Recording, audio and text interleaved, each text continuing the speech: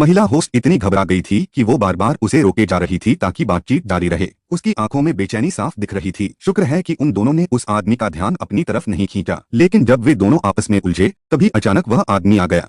उसे लगा कि पीछे के कमरे में छिप जाएगा तो बच जाएगा, लेकिन वो आदमी उसका पीछा करते हुए वहां भी पहुंच गया और भाई कियांग का दिल ऐसे धड़कने लगा जैसे मोटरसाइकिल का इंजन चल रहा हो। तभी उसने अचानक अपनी पहचान बता दी, लेकिन ताइहेई कुछ देख नहीं पाया और उसने गलती से भाई कियांग के बाल काट दिए। उसने कहा, कल सुबह देखेंगे। अगले दिन उसने और उसकी सहेलियों ने सबके बाल काट दिए। अगले दिन वो बहुत परेशान थी। वो अपनी गलती मानना नहीं चाहती थी, बल्कि कोई बहाना बनाकर बचना चाहती थी, लेकिन होस्ट ने साफ इनकार कर दिया। भाई कियांग के मना करने पर वो और ज्यादा आक्रामक हो गई। उसे पता था कि वो आदमी अंदर ही अंदर उनकी बदसूरत हरकतों को याद रखेगा। उसने अपने आदमियों को आदेश दिया कि भाई कियांग को पकड़ो, लेकिन किस्मत से भाई कियांग सतर्क था और फिर से भाग निकला। जब वो बेघर और भूखा भटक रहा था तब उसकी मुलाकात एक गॉडफादर जैसे इंसान से हुई। उस औरत ने उस पर दया खाई, उसे अपने घर ले गई और उसे खाना दिया जिससे उसका पेट भर सके। असल में सारा मामला ये था कि उसे भरा बनने का नाटक करना था ताकि लोग समझें कि वो उनसे बच रहा है। असल में वहाँ की सारी ननें तो शेरनियां निकली। पहले जो मजदूर था जीइंग, उसने ये सब देखा तो डर के मारे रो पड़ी और अपनी किस्मत को कोसने लगी। अगली सुबह नए आए भाई कियांग को ननों के साथ काम सौंपा गया। जीइंग ने गलती से उस नन की तरफ देख लिया। वो नन गुस्से से तमतमा गई, कुल्हाड़ी उठा ली और बोली, तेरी आंखें निकाल दूंगी। तभी किसी ने आकर बीच में दखल दिया, रुको, वो तो गूंगा भरा है, हमारे लिए काम करता है।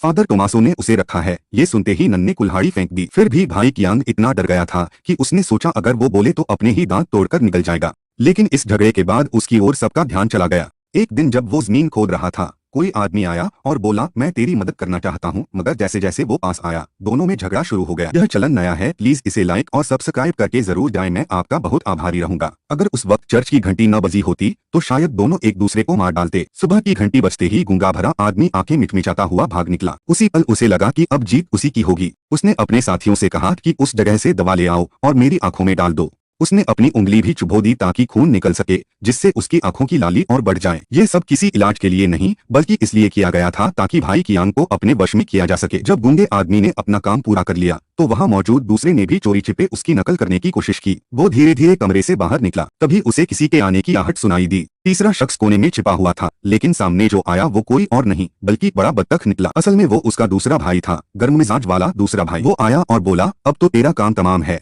उसने चाकू निकाला और भाई कियांग की गर्दन पर रख दिया। भाई कियांग बहुत परेशान था। उसे लगा अब सब खत्म, मगर उसने फिर से बहरा और अंधा होने का नाटक किया। उधर के दो साथी जो उसकी चिंता कर रहे थे वो भी उसका पीछा करते हुए वहां पहुंच गए, लेकिन उन्हें क्या पता था कि वो भाई असल में एक जादूगर है। किसी तरह भाई कियांग को बलि चढ़ाने की कोशिश में थे, लेकिन तभी असली भाई अचानक वहां आ गया और उसने पूरा खेल बिगाड़ दिया। वो वापस मठ मोनास्ट्री में भाग गया ताकि इस मामले की जांच कर सके, मगर उसके ऐसा करने से सारे छिपे हुए राज और गंदे सच सबके सामने आ गए। अब भाई कियांग भी बोलने लगा और ये देखकर मुख्य कोच या प्रमुख दंग रह गया। लेकिन किसी को क्या पता था कि अगले ही पल पादरी डीन के कमरे से बाहर निकल गया। उसी दिन पूरे मठ मोनास्ट्री में हड़कंप मच गया। वहां के लोगों पर उनके किए गए अपराधों के लिए मुकदमा चला। सबको उनकी सजा मिली। पादरी को मठ से निकाल दिया गया। ननों को दंड दिया गया कि वे दिन में सिर्फ एक बार ही खाना खाएंगी। सबसे ज्यादा चर्चा में था भाई कियांग। उसे कैद कर लिया गया था। तभी वही ननें अचानक जेल में आ पहुंची और उसकी मदद कर उसे छुड़ा लिया। रात के अंधेरे में कुछ लोग भागते हुए फिर से मठ लौट आए। अंत में सब कुछ शांत हो गया। सबको अपनी अपनी सजा मिली, सबके रहस्य खुल गए